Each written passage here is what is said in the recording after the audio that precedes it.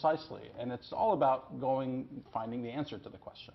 Whereas in fundamental physics, we don't even quite know the nature of the question that we're asking exactly.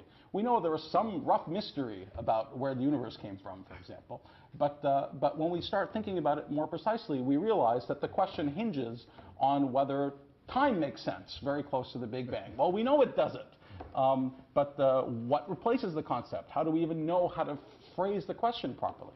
Or, for instance, today, we know that our universe is accelerating. The universe is doubling in size every 10, 15 billion years or so.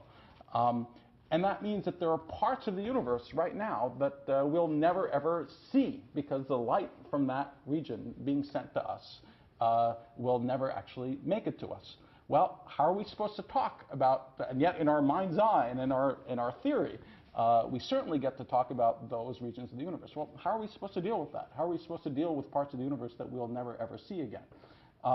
More generally, this leads to the possibility that out there somewhere, even further away, there are parts of the universe that look very, very different than our own universe. And that the particles that live in those universes and the interactions that they have might be different than the ones that live in our universe. Well, how are we supposed to talk about that? What characterizes the questions we ask in fundamental physics are they're precisely those sorts of questions where we're not even quite sure if we're asking the question the right way yet. And all you can do in that situation is get yourself to the frontier and just start messing around. And the cart often comes before the horse. You often have the right answer, and you're sitting around with the right answer and trying to figure out what the question is that you found the answer to.